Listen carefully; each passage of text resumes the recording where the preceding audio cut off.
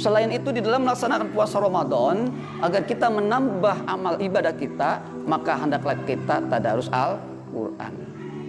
Luangkan waktu agar kita bisa membaca Al-Quran. Dari 24 jam hidup kita, dikurangi dengan sholat, dikurangi dengan aktivitas kita bekerja, 24 jam, 1440 menit. Kita hitung, adakah di antara waktu itu diberi kehidupan oleh Allah, kita membaca kitab Al-Quranul Karim? Sudah ada setiap hari kita baca? Alhamdulillah. Tapi kalau belum, kita usahakan, kita buat program. Mulai saat ini saya akan buat program setiap hari 10 menit baca Al-Quran. Alhamdulillah. Lalu bertambah sampai kita mampu sebulan khatam Al-Quranul Karim. Lebih-lebih bulan Ramadan yang dilipat gandakan oleh Allah Subhanahu wa taala fadilah keutamaannya. Mari selain membaca Al-Quran, kita pelajari artinya, lalu kita kaji, belajar tafsirnya kepada guru-guru. Ini yang harus kita tingkatkan amal ibadah kita ketika bulan Ramadan. Tadarus Al-Quran. Iqra'ul Quran, kata Rasulullah. Bacalah Al-Quran. Ya'ti yaumal qiyamah syafi'an li ashabih. Kalau kita gemar membaca Al-Quran, dia akan menjadi syafaat nanti di hari kiamat. Akan membantu kita menjadi syafaat. Kira-kira ketika kita ingin membaca Al-Quran, berat ketimbang kita menonton televisi kuat. Ketika kita ingin membaca Al-Quran dibandingkan dengan kita memegang HP, chatting, menyetel video, berat membaca Al-Quran, ringan bermain-main HP. Inilah fenomena kehidupan umat Islam sekarang ini. Mari kita kembali baca Al-Quran. Kita mulai dari bulan Ramadan, setelah bulan Ramadan kita pertahankan.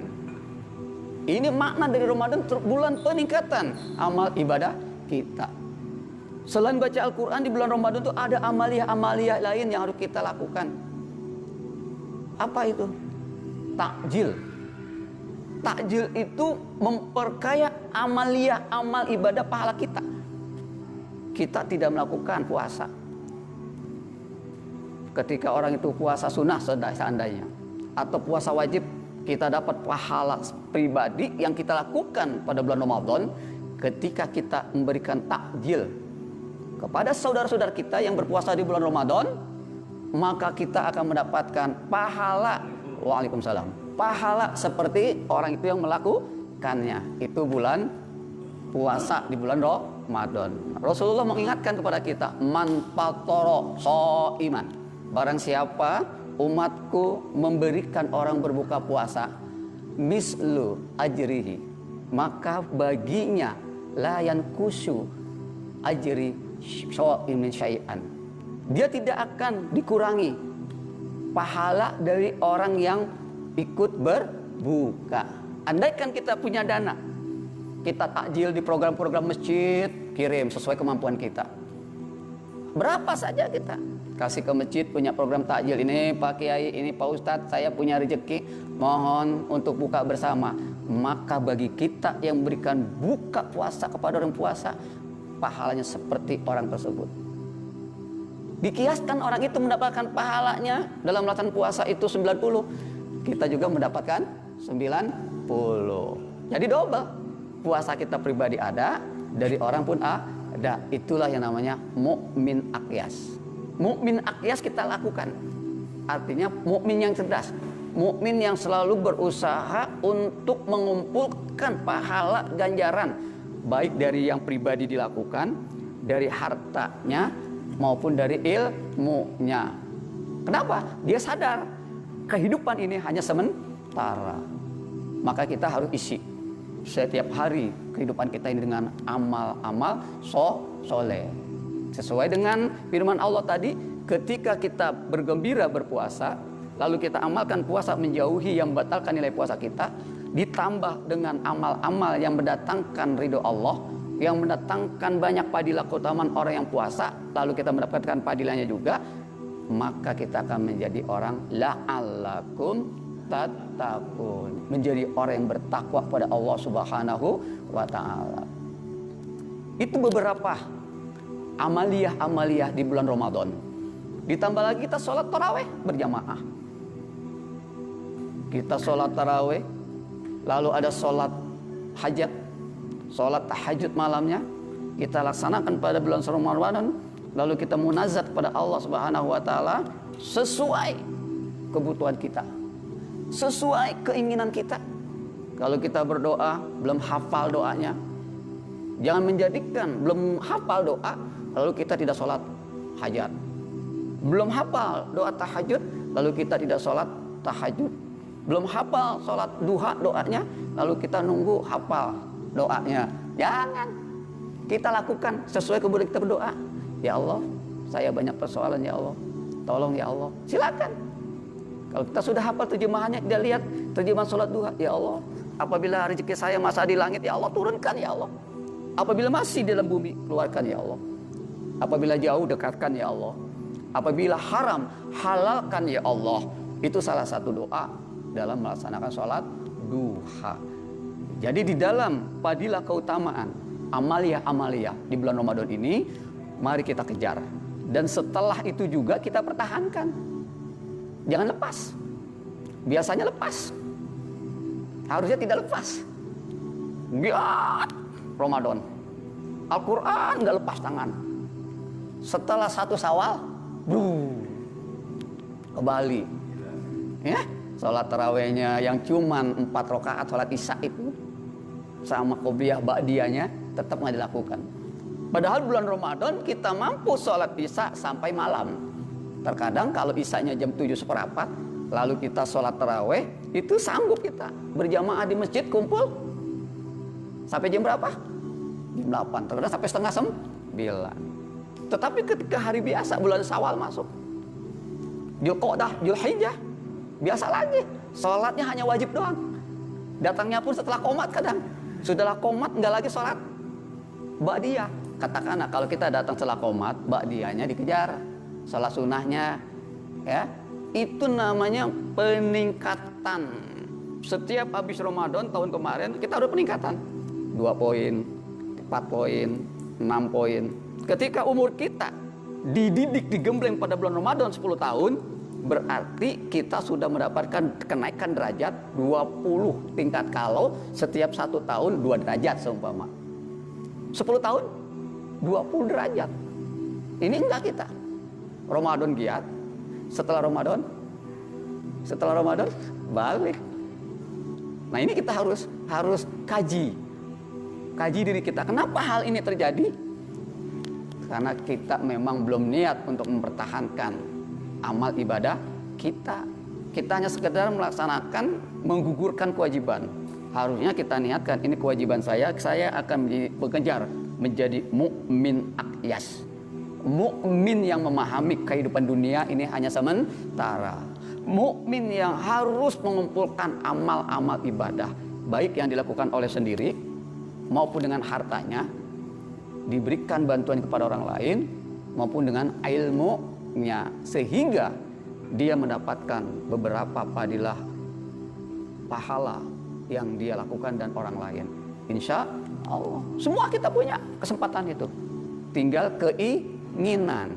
Semua Allah kasih petunjuk, maukah kita ambil petunjuk itu? Semua orang diberikan taufik dan hidayah, maukah kita ambil itu? Kalau kata istilah, pilihan ada pada saudara sekalian. Mau ngambil yang mana? Monggo, diambil. Mau bahagia? Silakan. Mau ibadah kepada Allah? Silakan. Mau memakan nanti di bulan Ramadan? Silakan, kata Allah. Kembali ke pribadi masing-masing. Yang akan memberikan padilah keutamaannya, yang akan mendapatkan manfaat dari padilah itu adalah diri sendiri. Setelah kita mendapatkan manfaat dari amaliyah bulan Ramadan, amaliyah setelah bulan Ramadan, kita menjadi orang yang bertakwa kepada Allah. Sehingga ketika kita menjadi orang yang bertakwa kepada Allah, kita pasti gemar melakukan amal-amal kebaikan. Itu cirinya. Gemar, senang. Selain ibadah wajib, dilakukan sholat-sholat sunnah. Diikuti, dia berusaha amaliyah-amaliyah sunahnya dilakukan. Kalau boleh kita kaji, sholat isya. Setelah sholat isya ada amaliyah yang akan membantu, memperkuat kokoh nilai takwa kita. Sholat hajat, sholat tahajud, baca Al-Quran. Setelah subuh ada lagi amaliyah kita. Monggo dilakukan seminggu sekali kalau kita libur. Namanya kita orang beraktivitas, bekerja. Kalau tidak ada pekerjaan silakan. Sholat subuh jangan keluar. Terus sampai berzikir, baca Al-Quran, tasbih, tahlil, tahmid sampai masuk waktu syuruk. Dan kita setelah waktu syuruk kita sholat duha. Setelah sholat duha baru kita pulang. Kita akan mendapatkan fadilah keutamaan seperti orang yang melaksanakan ibadah haji dan umroh. Setelah itu kita memasuki zuhur. Ya, karena waktu duha itu bisa, sekarang ini kalau syuruknya jam 6:15, kita udah boleh 6:30 sholat duha sampai menjelang zuhur, kurang lebih 11:30 deh kita sholat duha. Nah, apalagi amaliyah setelah sholat zuhur? Salah sholat zuhur hanya ada yaitu sholat hajat. Hajat tuh kapan aja waktunya, bebas ya, boleh habis zuhur kita sholat qobliyah ba'diyah. Setelah ba'diyah zikir dan macam, nggak ada pekerjaan seumpama, kita sholat hajat, mohon kepada Allah. Berapa banyak kebutuhan kita, mohon kepada Allah Subhanahu wa taala. Terus kita melaksanakan sholat asar. Setelah asar, di antara asar dengan maghrib tidak ada sholat yang lain itu, tidak ada ba'diyah. Menjelang maghrib kita sholat maghrib, qobliyah ba'diyah. Setelah ba'diyah itu kita ada sholat sunnah dibolehkan. Masuk lagi ke isya. Menjelang tidur kita kalau bisa sholat hajat, kita wudhu. Dalam keadaan tidur kita bersuci, insya Allah. Kalau itu kita lakukan setiap hari sepanjang hari, insya Allah kita akan merasakan lezatnya iman. Lezatnya iman itu bukan milik para kiai, habaib, ulama aja. Semua umat Islam akan menikmati lezatnya iman. Tergantung dari amaliyah, amal-amal ibadah kita. Kalau kita sudah wajibnya dipelihara 5 waktu, ditambah qobliyah ba'diyah. Setelah ba'diyah qobliyahnya sudah pelihara, maka kita masuk ke amal-amal lain, sholat-sholat sunnah. Mudah-mudahan Allah Subhanahu wa taala memberikan kekuatan kepada kita semua agar kita mampu bersiap diri melaksanakan puasa di bulan Ramadan. Yang pertama, kita harus bergembira. Bergembira man fariha bidkhul Ramadan haramallahu jasadu alan niron. Setelah kita bergembira, kita laksanakan puasa itu dengan sebaik-baiknya. Dengan apa? Menghindari 5 minimal yang membatalkan nilai puasa kita. Al-kadzib, berdusta, wal ghibah, membicarakan aib orang lain, wan namimah, mengadu domba, wal yaminul gomus, sumpah palsu, dan wan nazara bi syahwah, memandang hawa dengan hawa nafsu. Setelah itu kita tambah amal ibadah kita dengan sholat tarawih, lalu kita tadarus Al-Quran, ditambah lagi dengan takjil, memberikan orang yang berbuka puasa. Dengan memberikan orang yang berbuka puasa, kita akan mendapatkan pahala ganjarannya sebagaimana orang tersebut melaksanakan puasa. Alhamdulillah, banyak keuntungan kita kalau kita mau. Subhanallah, tinggal kita mau apa tidak. Pilihan ada pada kita.